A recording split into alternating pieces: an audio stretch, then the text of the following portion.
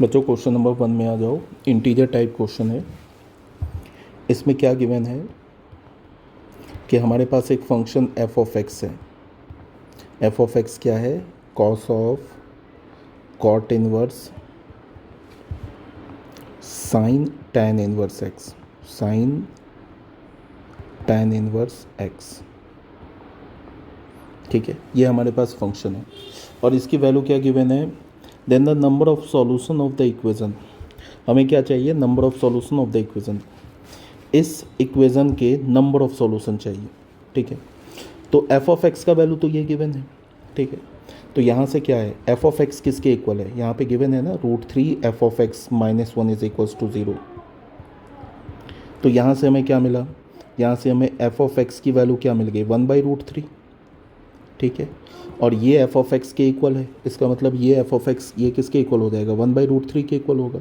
अब इसे सॉल्व करो, इस इक्वेशन को ना अब तुम सॉल्व करो। ठीक है, तो यहाँ पे देखो क्या है। सबसे पहले कॉस को राइट हैंड साइड में ले जाओ। तो कॉस राइट हैंड साइड में जाएगा तो क्या बन जाएगा? ये क्या बन जाएगा? कॉस इन्वर्स को राइट हैंड साइड में ले जाओ तो ये क्या बन जाएगा? Cos inverse 1/√3। अब ये जो कॉस इन्वर्स 1/√3 इसको फर्स्ट इक्वेशन मान लो। यहाँ पे कॉस इन्वर्स 1/√3 को मान लो तुम थीटा। क्या मान लो? थीटा। तो यहाँ से कॉस थीटा क्या हो जाएगा? कॉस थीटा का वैल्यू हो जाएगा 1/√3। यहाँ से ट्रायंगल बना लो। ये थीटा है तो ये 1 है और ये √3 है, तो ये क्या हो जाएगा? √2। तो यहाँ से कॉट थीटा क्या हो जाएगा? कॉट थीटा हो जाएगा 1/√2। तो यहाँ से थीटा क्या हो जाएगा? थीटा हो जाएगा कॉट इन्वर्स 1/√2। और थीटा किसके इक्वल था? थीटा इक्वल था हमारा कॉस इन्वर्स 1/√3। तो कॉस इन्वर्स 1/√3, यहाँ पे जो कॉस इन्वर्स 1/√3 लिखा है ना, इसकी जगह पे क्या लिख सकता हूँ? Cot inverse 1/√2। तो पुट कर दो।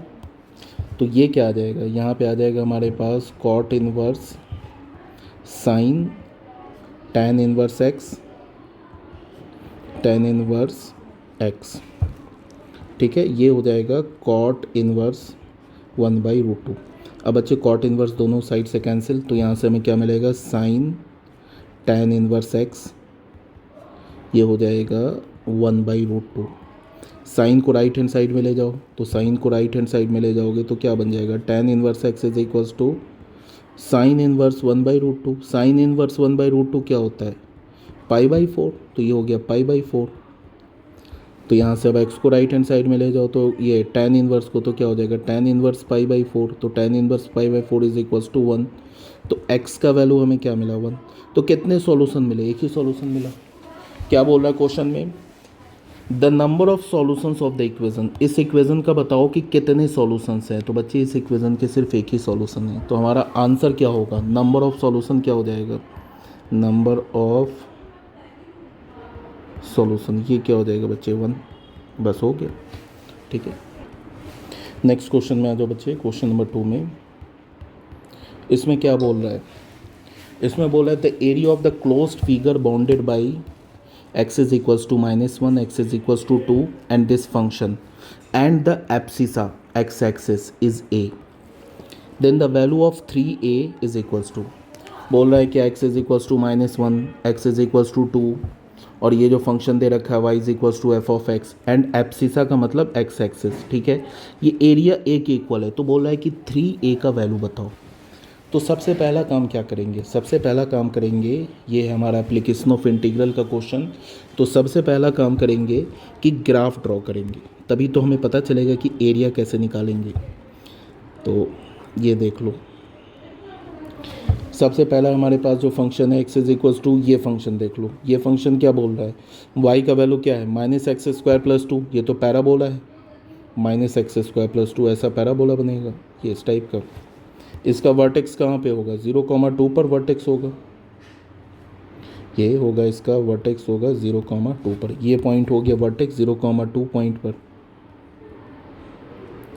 ठीक है, उसके बाद ये चेक करते हैं कि ये जो पैराबोला है एक्स एक्सिस को किस पॉइंट पे कट कर रहा है। पैराबोला हमारे पास क्या, y is equals to minus X square plus two, X axis को किस पॉइंट पे कट कर रहा है, इसके लिए y को 0 करेंगे तो एक्स स्क्वायर का वैल्यू 2 होगा, तो x का वैल्यू क्या हो जाएगा, प्लस माइनस रूट टू। तो ये जो पॉइंट आएगा ये हो गया माइनस रूट टू, और यहाँ पे ये पॉइंट क्या हो गया, रूट टू। ये पैराबोला हमने ड्रॉ कर दिया। उसके बाद आते हैं इस लाइन पर। अच्छा, x is equals to -1 line क्या होगा, -1 क्या होगा, माइनस रूट टू के राइट साइड पे होगा, तो -1 x इज इक्वल्स टू -1 कुछ ऐसा लाइन होगा, और x इज इक्वल्स टू 2 कैसा लाइन होगा, रूट टू के राइट साइड पे, तो ऐसा कुछ होगा। ये 2 बड़ा है ना रूट टू से, तो यहाँ पे 2 हो जाएगा। ये लाइन क्या हो जाएगा, x इज इक्वल्स टू 2, और ये लाइन क्या हो जाएगा, x इज इक्वल्स टू -1, और ये पॉइंट क्या हो जाएगा, -1। ठीक है, अब आते हैं इस कर्व पे। ठीक है, ये पैराबोला वैलिड किसके लिए, x is less than equals to 1 के लिए, मतलब यहाँ पे समथिंग 1 होगा, यहाँ पे 1 होगा। ठीक है, ये पैराबोला जो है वैलिड है x is less than equals to 1 के लिए, मतलब कि ये जो हमारा कर्व बनेगा इतने कर्व के लिए वैलिड है। ये जो देख रहे हो ना, ये बस इतने के लिए वैलिड है।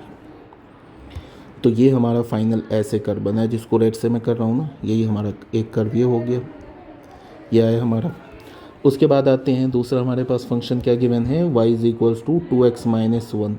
ये तो स्ट्रेट लाइन है, x का वैल्यू 0 पुट करेंगे तो y का वैल्यू -1, एंड y का वैल्यू 0 पुट करो, x का वैल्यू हो जाएगा 1/2 0।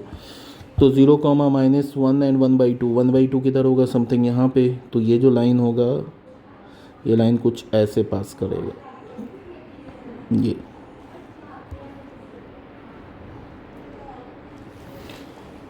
ठीक है। अब एक सेकेंड के लिए यहाँ पे 1 को हटाते हैं। अब हम लोग क्या करते हैं कि ये जो लाइन है ना, ये line y is equals to 2x minus 1, इस लाइन और पैराबोला का पॉइंट ऑफ इंटरसेक्शन देखते हैं। तो पैराबोला क्या, y is equals to minus X square plus 2, और लाइन क्या हमारे पास, y is equals to 2x minus 1, दोनों की इक्वेट करते हैं। तो माइनस एक्स स्क्वायर प्लस 2 किसके इक्वल होगा, 2x माइनस 1 के इक्वल होगा, तो X square plus 2x minus 3 is equals to 0 आ गया। तो एक्स स्क्वायर क्या हो जाएगा, plus 3x minus X minus 3 is equals to 0। तो यहाँ से x की वैल्यू हमें क्या मिल रही है, एक तो x प्लस 3 और minus X plus 3 is equals to 0। तो x के दो वैल्यू मिले, एक तो 1 एंड -3। तो कहने का ये मतलब है कि इन दोनों का जो ये वाला जो पॉइंट ऑफ इंटरसेक्शन है ये 1 है, तो एग्जैक्टली इसके नीचे क्या होगा, यहाँ पे ये 1 हो जाएगा।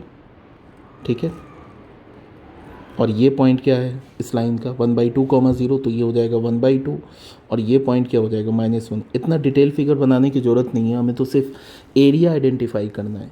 ठीक है, but the sake of understanding मैं ये सब एक्सप्लेन कर रहा हूँ। अब तुम एरिया को आइडेंटिफाई करो, एरिया क्या निकालना है। ठीक है, तो एरिया आइडेंटिफाई करना है, तो एरिया देखो, ये एरिया है इस लाइन के आगे, इस लाइन से पीछे, और ये जो y is equals to 2x minus 1, और ये पैराबोला, और फिर x एक्सिस। तो जो एरिया हमारा फाइनल आ रहा है वो ये आ रहा है एरिया, ये आ रहा है पूरा एरिया, ये आ रहा है। ठीक है, ये एरिया आ रहा है। अब इस एरिया को निकालने के लिए, सॉरी ये भी नहीं आ रहा है इसमें बीच में ना, ये वाला जो पोर्शन है ये नहीं आ रहा है, ये एरिया ये नहीं आ रहा है इस लाइन के आगे आगे, ये फाइनल एरिया है। अब एरिया कैसे निकालेंगे, तो हमारा जो रिक्वायर्ड एरिया है वो क्या होगा, रिक्वायर्ड एरिया बच्चे कहाँ से कहाँ तक इंटीग्रेट करेंगे, -1 से 1 तक इंटीग्रेट करेंगे, -1 to 1 तक इंटीग्रेट करेंगे। उसके लिए ये कर्व की इक्वेशन क्या है, y is equals to minus X square plus 2। तो यहाँ से ये क्या हो जाएगा, minus X square plus 2 dx, ये हो गया प्लस। अब फिर 1 से लेके 2 तक इंटीग्रेट करेंगे। देखो यहाँ से 1 से लेके 2 तक, 1 से 2 के बीच में कौन सा कर्व है, y is equals to 2x minus 1, तो ये क्या हो जाएगा 2x माइनस 1। अब इसको कैलकुलेट कर लो, आंसर आ जाएगा। तो यहाँ से क्या होगा, ये -x³/3 और प्लस 2x, -1 to 1 और प्लस यहाँ से क्या हो जाएगा 2x²/2 -x और 1 to 2। और ये एरिया किसके इक्वल गिवन है, ए के इक्वल। और हमसे क्या पूछ रहा है, हमसे 3a का वैल्यू पूछ रहा है। तो a का वैल्यू हमें क्या मिलेगा, 1 पुट करेंगे तो क्या होगा, अपर लिमिट डालते हैं तो ये हो जाएगा -1/3 प्लस का 2 माइनस लोअर लिमिट डालते हैं तो ये हो जाएगा 1/3 -2 और यहाँ पे अपर लिमिट डालते हैं तो ये होगा 2² - 2 माइनस लोअर लिमिट डालते हैं तो 1² - 1। तो एरिया का वैल्यू क्या मिल रहा है हमें, 6/5 माइनस और यहाँ से क्या होगा 1 - 6 - 5/3 और प्लस ये क्या होगा, ये 4 - 2, ये 1 - 1 ये तो ज़ीरो हो जाएगा।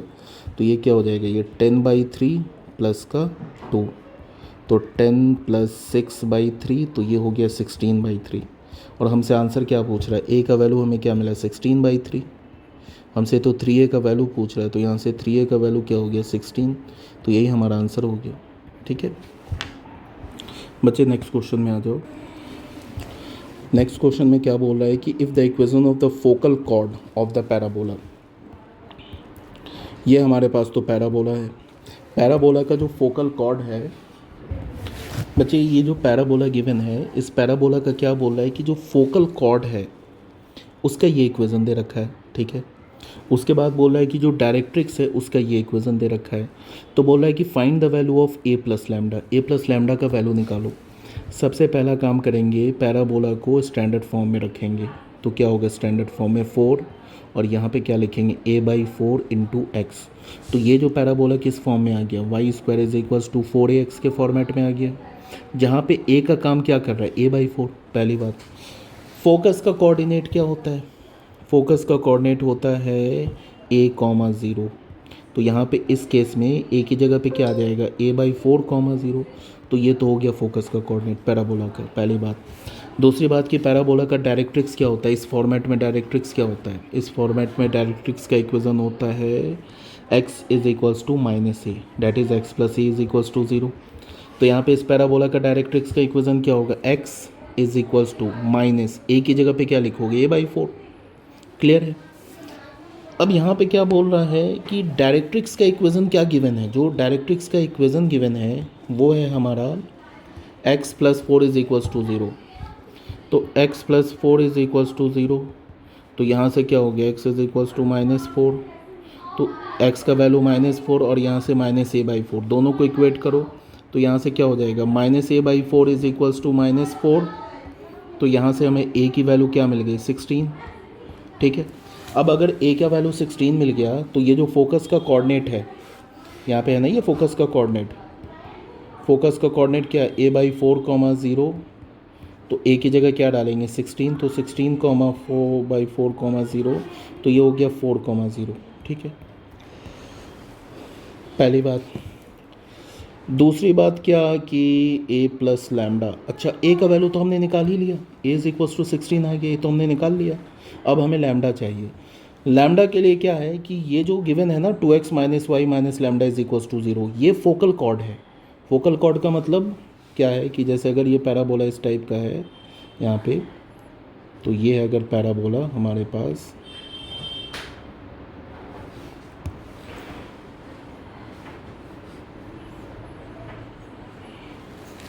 ये है पैराबोला, तो बच्चे ये है फोकल कॉर्ड, ये फोकल कॉर्ड होता है जो फोकस से पास करे। तो फोकल कॉर्ड का इक्वेशन क्या गिवन है 2x - y - लैम्डा = 0, और ये जो है फोकस से पास कर रहा है और पैराबोला का फोकस का कोऑर्डिनेट क्या है 4, 0, तो 4, 0 उसको सेटिस्फाई करेगा। तो 2 × 4 -y की जगह 0 - लैम्डा = 0। तो बच्चे यहाँ से लैम्डा की वैल्यू क्या आ गई 8। तो लैम्डा का वैल्यू 8 मिला, a का वैल्यू हमें 16 मिला। हमसे क्या पूछ रहा है a + लैम्डा, a + लैम्डा तो क्या हो जाएगा ये 8 + 16 क्या हो गया 24, ये हमारा हो गया आंसर। ठीक है बच्चों, नेक्स्ट क्वेश्चन में आ जाओ। नेक्स्ट क्वेश्चन में क्या बोल रहा है कि हमारे पास लाइन गिवन है, एक लाइन y 1 - x/3 और 7y - 14/2p और ये हो गया z - 3/2। ठीक है, तो पहले तो इस लाइन को स्टैंडर्ड, ये दोनों लाइंस है ना ऑर्थोगोनल है, तो हमें क्या चाहिए, हमें पी का वैल्यू चाहिए। तो पहले तो लाइन को स्टैंडर्ड फॉर्म में रखें, तो ये हो जाएगा एक्स माइनस 1 अपॉन माइनस 3, और यहाँ से क्या हो जाएगा वाई माइनस 2 अपॉन 2p/7, और यहाँ से क्या हो जाएगा z माइनस 3/2। ये फर्स्ट लाइन की इक्वेशन आ गई स्टैंडर्ड फॉर्म में। दूसरा लाइन क्या है 7 माइनस 7x अपॉन 3p, और यहाँ पे क्या होगा 5 minus y upon 1 is equals to क्या होगा 6 माइनस z अपॉन 5। इसको स्टैंडर्ड फॉर्म में रखते हैं तो ये क्या होगा x minus 1 upon minus 3p/7, और यहाँ से क्या हो जाएगा y minus 5 upon minus 1 is equals to क्या हो जाएगा z माइनस 6 अपॉन माइनस 5। ये सेकेंड इक्वेशन आ गया। दोनों जो लाइन है अपने स्टैंडर्ड फॉर्म में है, और ये दोनों लाइन क्या है ऑर्थोगोनल है। ऑर्थोगोनल का मतलब ये परपेंडिकुलर बाइसेक्ट इंटरसेक्ट कर रहे हैं। तो पहले लाइन का ये डायरेक्शन रेशियो है, दूसरे लाइन का ये डायरेक्शन रेशियो है, और दोनों लाइन अगर ऑर्थोगोनल हैं तो दोनों लाइन के डायरेक्शन रेशियोज़ के प्रोडक्ट का सम क्या होगा 0। तो यहाँ से लिया -3 और -3p+/7 प्लस क्या होगा ये 2p/7 -1 प्लस हो गया 2, ये हो गया -5, ये हो गया 0। बचे यहाँ से होगा 9p/7 माइनस 2p/7 माइनस का 10 इज इक्वल्स टू 0। तो ये क्या हो जाएगा 7p/7 minus 10 is equals to 0। तो यहाँ से p का वैल्यू हमें क्या मिला 10, और यही हो गया आंसर। ठीक है, ये क्या हो गया हमारा आंसर। ठीक है, नेक्स्ट क्वेश्चन में आ जाओ बच्चों। क्वेश्चन नंबर 5 में इसमें क्या बोला find the number of function. हमारे पास एक फंक्शन गिवन है ABC, ये डोमेन है, कोडोमेन क्या है 1 2 3 4। इसमें क्या बोल रहा है अच्छा 1 2 3 4 5 6। Find the number of function which are not injective. वो नंबर ऑफ फंक्शन बताओ जो इंजेक्टिव नहीं है। तो उसके लिए क्या करेंगे, सबसे पहले तो हमें ये फाइंड आउट करना है कि टोटल नंबर ऑफ फंक्शंस कितने होंगे। टोटल नंबर ऑफ फंक्शंस, इसको मान लेते हैं सेट ए, इसको मान लिया set B. Total number of functions कितने होंगे from A to B, from set A to set B. Set A से सेट बी में टोटल कितने फंक्शन होंगे बच्चे, ये तो फॉर्मूला है। कोडोमेन में कितने एलिमेंट हैं, कोडोमेन में एलिमेंट है 6 पे पावर, डोमेन में कितने एलिमेंट हैं 3। इतने फंक्शन होंगे। टोटल नंबर ऑफ फंक्शन, इसमें बाइजेक्टिव, सरजेक्टिव, इंजेक्टिव जितने टाइप के फंक्शन है सभी आ गए। अब अगर हमने टोटल नंबर ऑफ फंक्शन में इंजेक्टिव फंक्शन को हटा दिया तो कौन से फंक्शन मिलेंगे जो इंजेक्टिव नहीं है।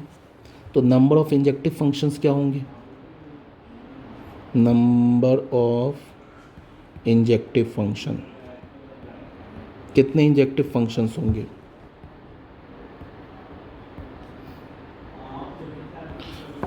नंबर ऑफ इंजेक्टिव फंक्शन निकालने के लिए कोडोमेन में कितने एलिमेंट है 6, 3 एट ए टाइम लो, और 6 में से कोई भी 3 एलिमेंट ले लो, उसको पहले तो ग्रुप बना लो।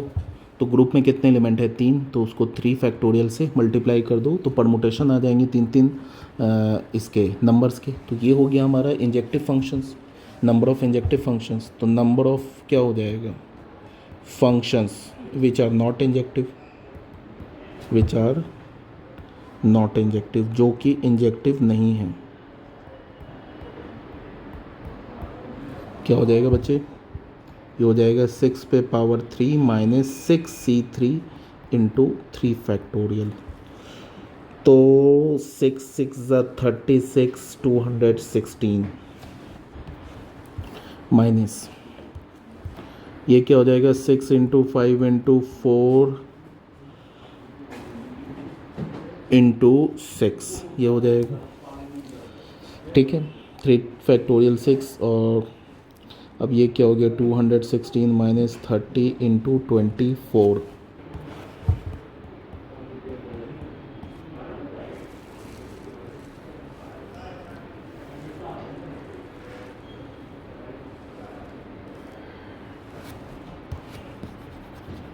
तो यहाँ से क्या आ गया ये 96, ये हमारा आंसर हो गया।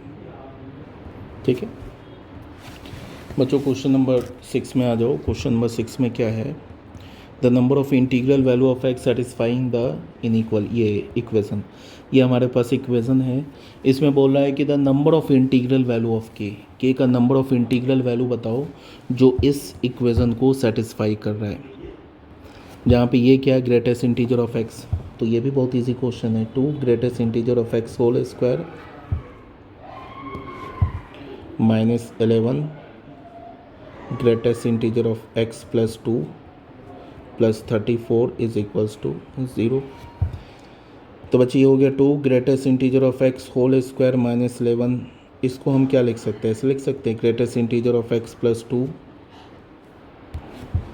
और प्लस 34 इज इक्वल्स टू 0। ठीक है, तो ये क्या हो गया 2 greatest integer of X whole square minus 11 greatest integer of X minus 22 plus 34 is equals to 0। तो 2 greatest integer of x,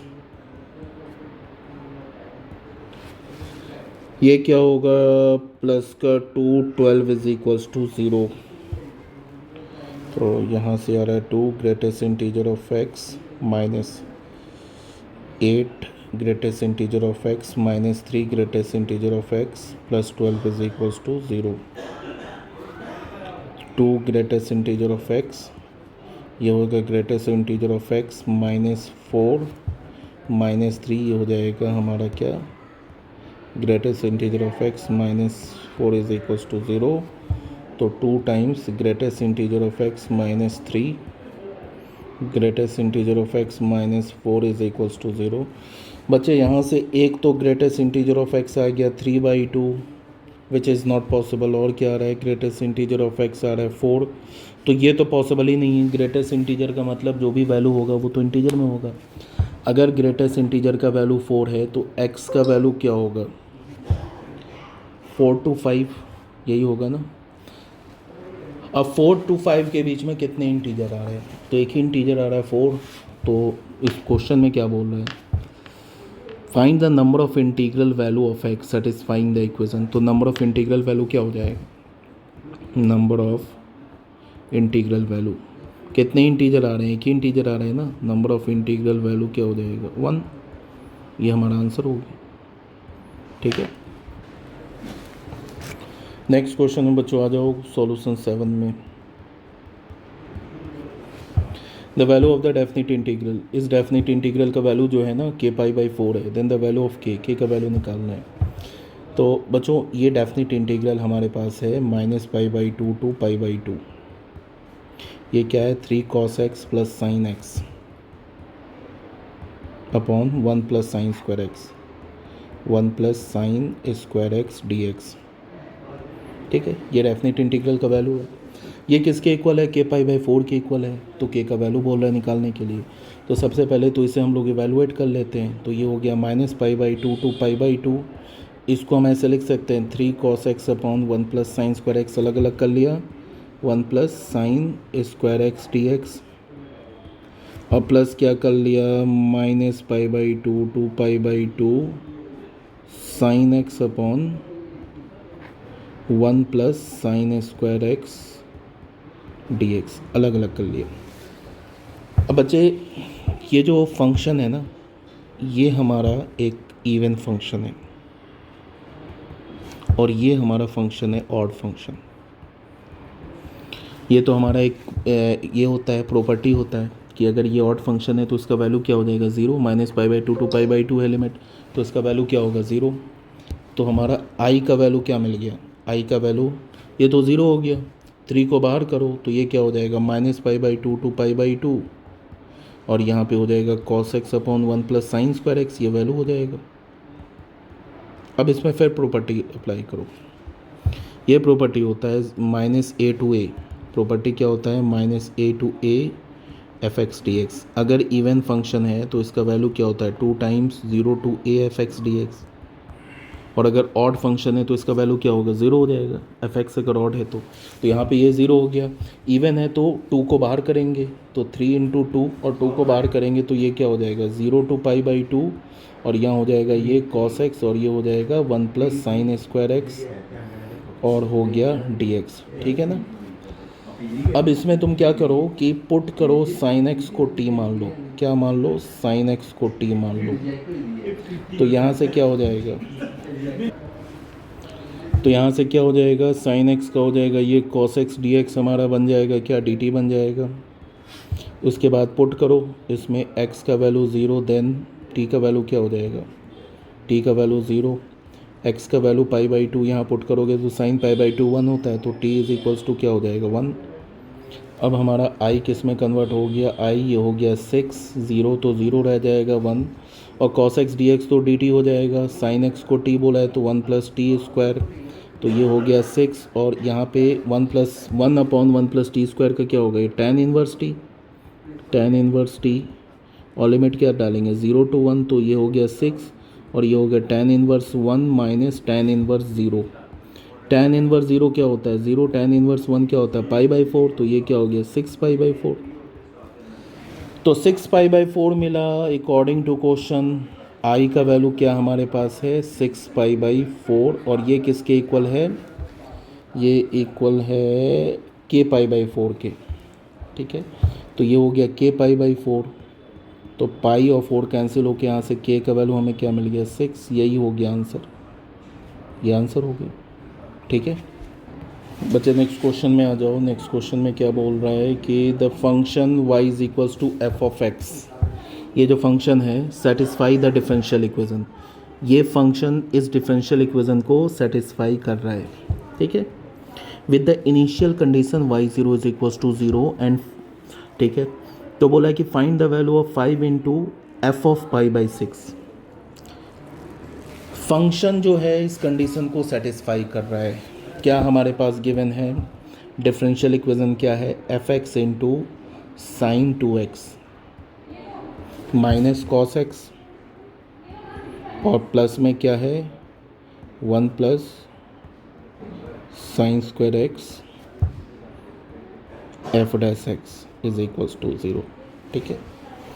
f(x) का वैल्यू क्या है y, तो यहाँ पे डाल दो y इंटू साइन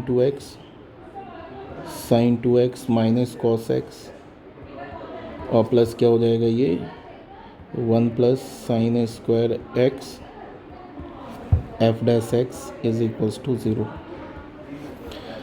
तो बच्चे यहाँ से f(x) क्या हो जाएगा, f(x) 1 + sin² x का वैल्यू क्या हो जाएगा, ये हो जाएगा cos x minus y sin 2x, ऐसे हो गया बेटा, इससे डिवाइड कर देते 1 + sin f(x) का वैल्यू क्या हो जाएगा, f(x) मतलब dy/dx का वैल्यू क्या हो जाएगा, ये हो जाएगा cos x upon 1 + sin² x, 1 + sin² x minus y sin 2x, sin 2x upon 1 + sin² x। इस टर्म को लेफ्ट हैंड साइड में लेके आओ तो dy/dx प्लस ये हो जाएगा sin 2x upon 1 + sin² x into y is equals to cos x upon 1 + sin² x। बच्चे ये तो डिफरेंशियल लीनियर डिफरेंशियल इक्वेशन के फॉर्मेट में आ गया, क्या हो गया dy/dx plus py is equals to q के फॉर्मेट में आ गया, ठीक है। अब यहाँ पे p का वैल्यू क्या आ रहा है, ये आ रहा है, इंटीग्रेटिंग फैक्टर क्या होगा इसका e पे पावर इंटीग्रल p का मतलब sin 2x, और यहाँ पे क्या होगा ये 1 + sin² x dx, ऐसे हो गया। अब यहाँ पे तुम sin² x को t पुट करो, तो sin² x को t पुट करोगे तो इसको डिफ्रेंशिएट करोगे तो क्या हो जाएगा 2 sin x into cos x, ये बन जाएगा sin 2x, और यहाँ आ जाएगा dx, और ये आ जाएगा dt, तो ये हो जाएगा e पे पावर sin 2x dx क्या हो गया dt, और sin x को हमने क्या बोला t, तो 1 + t² हो गया, तो ये क्या हो जाएगा, ठीक है। तो ये तो tan इनवर्स x पे आ जाएगा ना, काम करो इसमें ना हम लोग sin² x को t नहीं बोलते हैं, 1 + sin² x को t बोलते हैं, तो भी यही आएगा, सेम रिजल्ट आएगा ना। अब उससे बेनिफिट क्या होगा कि ये हमारा 1/t हो जाएगा, तो ये हो जाएगा e पे पावर log t, तो ये हो जाएगा t, और t किसे बोला है हमने 1 + sin² x को, ठीक है, तो ये तो आ गया हमारा 1 प्लस साइन स्क्वायर एक्स, क्या आ गया हमारा इंटीग्रेटिंग फैक्टर। अब इसका सॉल्यूशन क्या होगा, y इंटू इंटीग्रेटिंग फैक्टर, तो इंटीग्रेटिंग फैक्टर है sine square x is equals to integral q। q क्या है हमारे पास, ये है हमारा q का वैल्यू, ये क्या है q का value, cos x upon 1 plus sine square x, इसको मल्टीप्लाई करेंगे 1 प्लस साइन स्क्वायर एक्स, और यहाँ हो जाएगा dx प्लस का c। तो यहाँ से क्या हो गया y 1 plus sine square x, और बच्चे यहाँ से ये कैंसिल हो गया, ये और ये कैंसिल हो गया, तो ये हो गया यहाँ पे integral of cos x dx plus का c, ऐसे आ गया। ठीक है, cos x का इंटीग्रल क्या होगा, साइन x प्लस का c। अब क्वेश्चन में क्या बोल रखा है, y of 0 is equals to 0 given है, तो यहाँ पे y of 0 is equals to 0, मतलब x का वैल्यू 0 डालें, y का वैल्यू 0 पुट करते हैं, तो y का वैल्यू 0, तो क्या हो जाएगा, यहाँ पे 0 डालोगे तो ये पूरा 0 हो जाएगा, तो लेफ्ट हैंड साइड 0, और यहाँ पे क्या हो जाएगा, साइन x की जगह 0 डालो तो 0 प्लस का c, तो यहाँ से क्या हो गया, c इज इक्वल्स टू 0। अब c का वैल्यू 0 डालेंगे तो यहाँ पे क्या होगा, y 1 plus sine square x, और ये क्या होगा, is equals to sine x. Question में क्या बोल रहा है, पूछ रहा है find out value of 5 f of 5, तो पहले तो f ऑफ x निकाल लेना, तो y is equals to f of x क्या हो जाएगा, ये हो जाएगा sine x upon 1 plus sine square x, तो f of 5 pi by x, 5 pi by 6 का वैल्यू क्या होगा, साइन यही होगा ना, 5 pi by 6 upon 1 plus sine square 5 pi by 6 हो जाएगा ये, तो ये क्या हो जाएगा, sine pi minus pi by 6 upon 1 plus sine square pi minus pi by 6, तो f ऑफ 5 पाई बाई 6 क्या हो जाएगा, साइन पाई माइनस थीटा क्या होता है, साइन थीटा, तो ये क्या हो जाएगा, sine pi by 6, sine pi by 6 का वैल्यू 1/2, तो ये हो जाएगा 1/2, तो 1/2 का स्क्वायर, तो ये क्या हो जाएगा 1/2, 1 प्लस 1/4, तो ये हो गया 1/2 इंटू 4/5, तो ये हो गया 2/5, तो f ऑफ 5 पाई बाई 6 का वैल्यू क्या मिल गया हमें, 2/5, तो 5 f ऑफ 5 पाई बाई 6 का वैल्यू क्या हो जाएगा, ये 2, यही हमारा आंसर है। इंटीजर टाइप क्वेश्चन है तो जितने भी आंसर आएंगे वो सभी इंटीजर में आएंगे। नेक्स्ट क्वेश्चन में आ जाओ बच्चे। नेक्स्ट क्वेश्चन में क्या बोल रहा है कि हमारे पास जो फंक्शन है ना, ये 0 पे कंटिन्यूस भी है एंड डिफरेंशिएबल भी है, तो b प्लस के का वैल्यू निकालो। इस टाइप के क्वेश्चन तो बहुत ईजी होते हैं। 0 पे कंटिन्यूस है तो एक बार कंटिन्यूटी का कंडीशन अप्लाई करो तो b का वैल्यू मिल जाएगा, दूसरी बार डिफरेंशिएबिलिटी का क्वेश्चन ये कंडीशन अप्लाई करो तो k का वैल्यू मिल जाएगा, तो b प्लस के निकाल लो। अगर ये 0 पे कंटिन्यूस है तो 0 पर लेफ्ट हैंड लिमिट, 0 पे राइट हैंड लिमिट और 0 पर फंक्शन का वैल्यू इक्वल होगा। अब मैं डायरेक्ट कर रहा हूँ, 0 पर लेफ्ट हैंड लिमिट के लिए ये यूज़ करेंगे, तो 0 पर चलो मैं लिख देता हूँ, limit x is tending towards 0 minus f of x, ये क्या होगा, limit x is tending towards 0 minus लिख लो, e पे पावर माइनस एक्स प्लस के साइन एक्स प्लस का 1, e पे x की जगह पे 0 पुट करोगे तो ये कोई इंडिटर्मिनेंट फॉर्म में तो है नहीं, तो डायरेक्ट लिमिट पुट करो, e पे पावर माइनस 0 प्लस के इंटू साइन 0 प्लस का 1, e पे पावर माइनस 0 क्या होगा 1 प्लस साइन 0 इज 0, तो ये क्या हो जाएगा 1 प्लस 1 इज इक्वल्स टू 2। यहाँ से तो इसका वैल्यू आ गया 2 left hand limit. Right hand limit क्या होगा, x is tending towards 0 plus f of x, 0 से ग्रेटर के लिए क्या यूज़ करोगे, limit x is tending towards 0 plus ये हो जाएगा x plus tan inverse x plus का 2। बच्चे x की जगह 0 पुट करो तो 0 प्लस tan इनवर्स 0 प्लस 2, ये भी 2 आ गया, बहुत अच्छी बात है, आना भी चाहिए, कंटिन्यूस है 0 पे। और b पर फंक्शन का वैल्यू क्या है, एक्स इज इक्वल्स टू 0 पर फंक्शन का वैल्यू क्या है बी, तो बी का तो वैल्यू 2 आ गया, कंटिन्यूस है। तो अगर हमने कंटिन्यूटी का कंडीशन अप्लाई किया तो हमें बी का वैल्यू मिल गया, पहले ही मैंने बोला था। अब डिफरेंशिएबिलिटी का कंडीशन अप्लाई करते हैं तो हमें क्या मिल जाएगा, हमें मिल जाएगा किसका, के का वैल्यू। देखो यहाँ पे छोटा सा कर लेते हैं, दिखता रहे।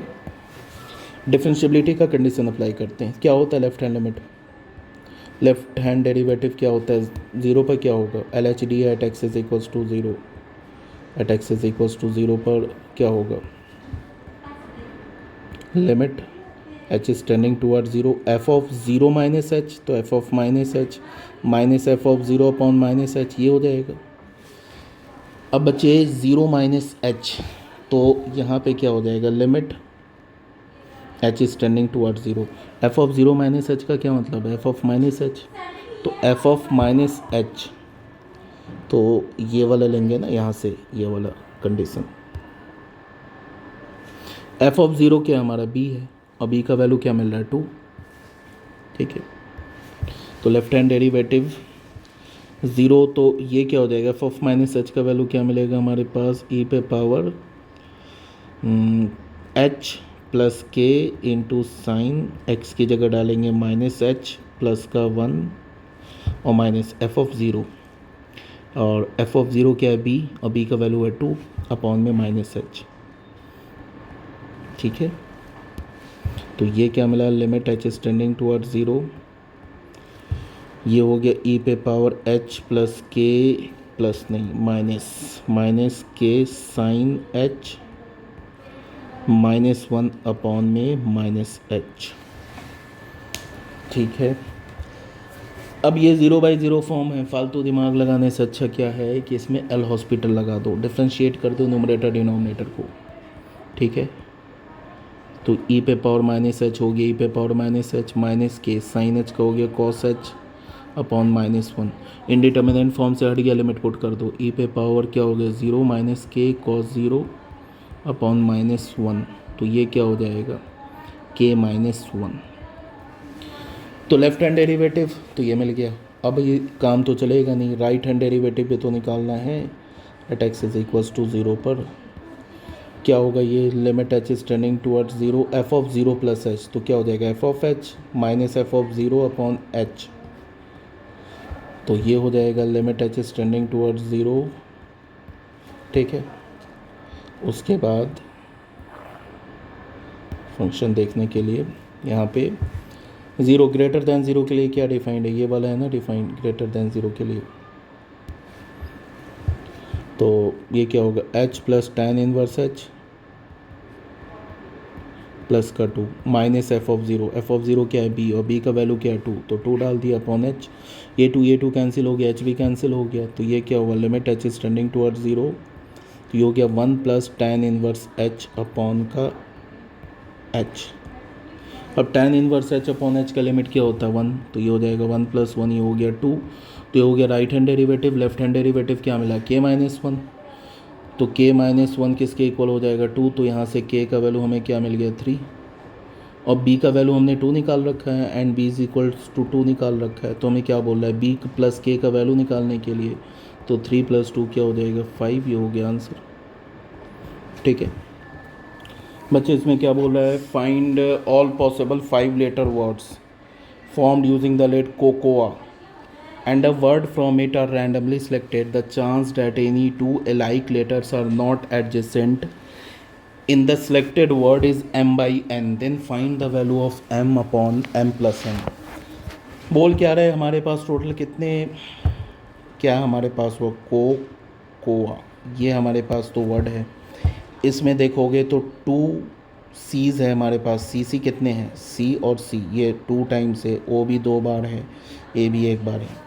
अगर मैं इनको ऑल पॉसिबल वे में अरेंज करूं तो सैम्पल स्पेस आ जाएगा, तो ऑल पॉसिबल वे में अरेंज करोगे तो टोटल कितने हैं 5, और 2 बार 2 रिपीटेड है, तो 2 फैक्टोरियल, तो 5 × 4 × 3, तो बच्चे यहाँ पे क्या हो जाएगा 2 फैक्टोरियल 2, तो 2 × 2, तो ये हो जाएगा, ये 4 कैंसिल, अच्छा 2 4 5 2 फैक्टोरियल 2 फैक्टोरियल, ठीक है। नहीं, ये कैलकुलेशन गड़बड़ हो रहा है। ये हो जाएगा क्या, 5 इंटू 4 इंटू 3 इंटू 2, 2 इंटू 2, और ये 2 2 ज़ा 10 30। तो सैम्पल स्पेस में कितने आ गए एलिमेंट्स, आ गए 30। अब क्वेश्चन में क्या बोल रहा है कि probability any two objects are not adjacent, इसकी प्रोबेबिलिटी क्या, m/n। तो m प्लस n का वैल्यू निकालना है। प्रोबेबिलिटी बोल रहा है कि कोई भी दो एलाइक ऑब्जेक्ट एडजेसेंट नहीं है। तो एलाइक ऑब्जेक्ट एडजेसेंट नहीं है, ये नंबर ऑफ़ एलिमेंट्स या नंबर ऑफ़ इवेंट्स कैसे निकालेंगे। तो उसके लिए हम लोग क्या करेंगे कि ये फाइंड आउट कर लें कि ऐसे कितने चांसेस हैं जिसमें एलाइक ऑब्जेक्ट्स इकट्ठे आ रहे हैं। उसको total number of elements, total number of events से हटा देंगे तो वो इवेंट्स आ जाएंगे जिसमें एलाइक ऑब्जेक्ट्स क्या है, इकट्ठे नहीं आ रहे। बिकॉज दो ही पॉसिबिलिटी होगी, या तो एलाइक ऑब्जेक्ट से इकट्ठे आएंगे या तो एलाइक ऑब्जेक्ट से इकट्ठे नहीं आएंगे। तो उसके लिए क्या करेंगे, मान लेंगे कि जब ये है ना हमारे पास COCOA, इसमें मान लिया कि इस दो सी को ना एक लेटर, मान लिया कि जब अब एलाइक ऑब्जेक्ट इकट्ठे आएंगे, इसके भी क्या है, 3 केसेस बनेंगे। जब सी इकट्ठे आएगा तो दो सी को एक बॉक्स में मान लिया, बाकी क्या बच गया OOA। तो टोटल कितने लेटर्स हो गए, 1 2 3 4, तो 4 लेटर हो गए। इसको तो दोनों सी को एक बोला है, इसमें 2 रिपीट कर रहे हैं तो बाई 2 फैक्टोरियल। ये तो केस 1 में आ गया।